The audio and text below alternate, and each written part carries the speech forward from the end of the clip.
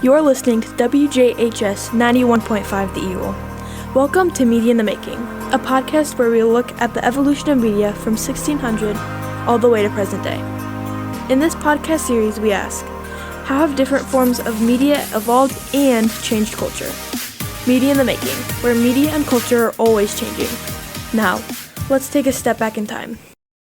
Today, if you want to listen to music or a podcast, you just have to open Spotify and hit play. But back then it wasn't so easy. Let's go back to the 1920s and the start of the radio craze. My name is Alina Hauser, and this is Radio, a look back.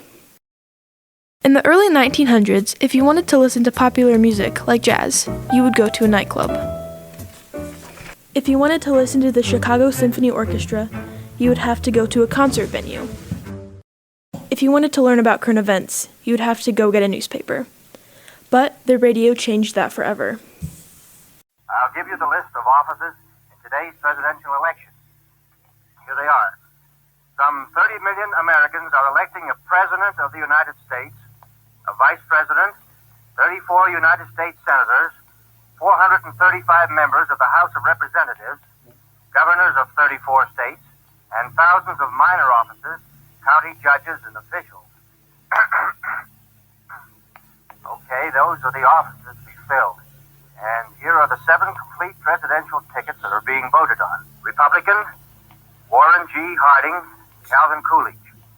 Democratic, James M. Cox. You were just listening to the first ever radio broadcast in America. It was on November 2nd, 1920, and it was to report the results of the presidential election. This date was chosen specifically because it would show Americans the power of radio. They wanted to show people how much faster it was to get your information from the radio, and they did this by reporting the results of the Harding-Cox presidential race before people could read about it in the newspaper. This marked the start of the radio craze. After World War I, the United States entered an age of prosperity. Americans had a disposable income and were able to buy more expensive things, such as automobiles and beauty products.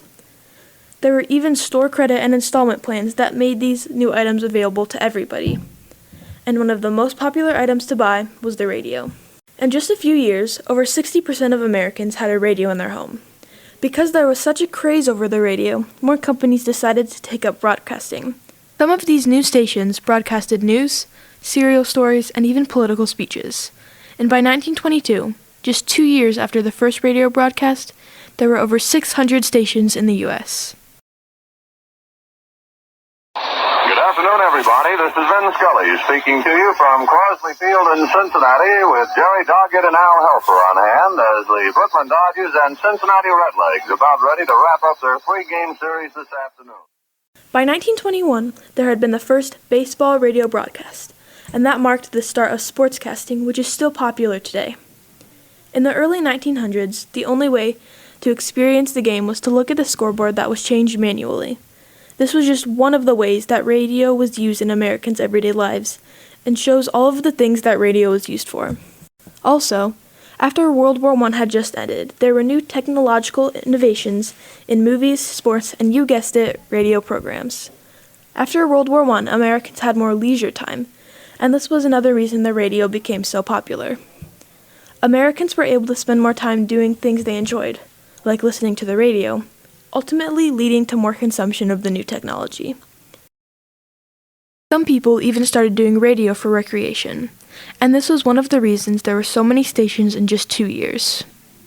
The lure of this new technology provided a gateway into a more relaxed lifestyle, changing the day-to-day lives of Americans. The radio, overall, had a huge impact on American culture. It changed how people spent their free time, it changed what people considered enjoyable, and it opened many new job opportunities and new things to do in ordinary life. Most of all, it changed what people were informed about. Before radio, people only knew what was reported in the local newspaper, but the radio allowed people to learn about news on the other side of the country and even the other side of the world. In just a few years, people didn't have to go places to listen to music and didn't have to get a newspaper to learn about current events. Thanks to the radio, people were able to listen to music, hear the news, listen to a political speech, or listen to the game. The radio encouraged the growth of the music industry and many others, and brought regional sounds to wider audiences. And the effects of radio in the 1920s can still be felt today. We are able to listen to music and watch TV and movies made by people on the other side of the world, similar to how people in 1920 were able to listen to music from the other side of America. Thank you for listening. This is Alina Hauser, and this was Radio, A Look Back. Media in the Making is brought to you by WJHS 91.5 and the EagleTech Academy media classes. Media in the Making, teaching you about the evolution of media throughout history and its effects on culture. For more from the students, more podcasting series are on the 91.5 website, wjhs915.org. Thank you for joining us.